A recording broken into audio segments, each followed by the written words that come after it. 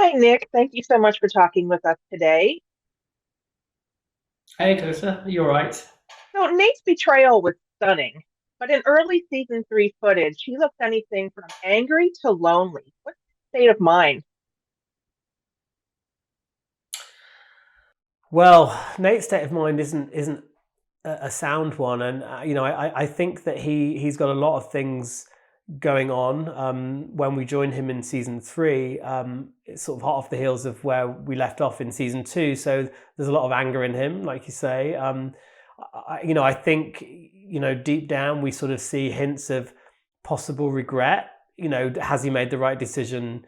Um, he's still hating on Ted. Still feels that he has a point to prove with the new club and to Rupert, his new boss, who's obviously quite a toxic figure in his life now. And yeah, and ultimately Nate is still that kit man that we know from season one. He still suffers from all those insecurities of someone so introverted. They haven't necessarily gone away.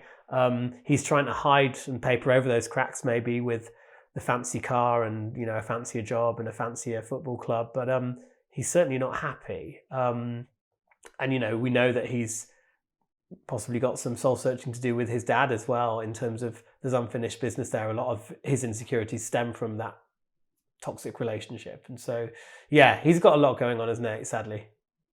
And how will all of that, and especially how he's currently viewing Ted's mentorship, how will that affect his relationship with the coaches and players of West Ham?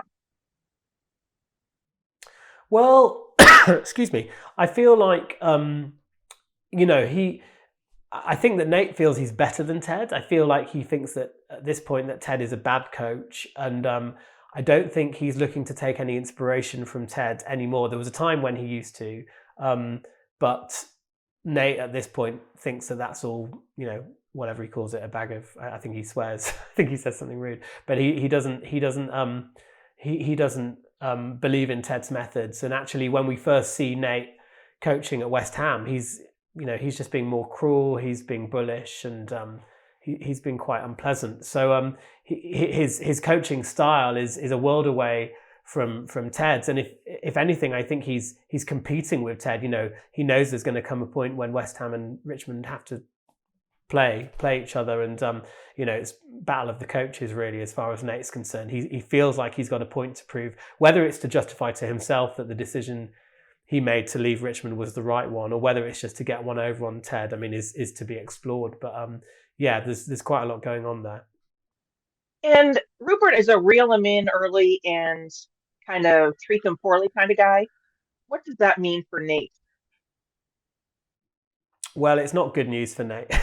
It's not good news because you know, and particularly going from having an inspiring father-like figure of Ted in his life prior to that.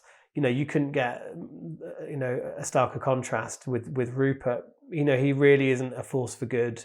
He's malicious. He's manipulative. He's exploitative, abusive, and I feel like these are all qualities that Nate could not do with right now.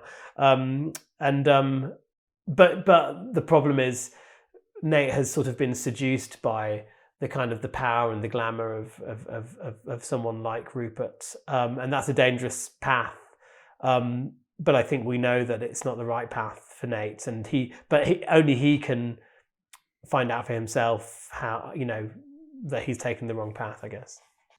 Well, thank you so much for your time and for bringing this character to life. Thank you.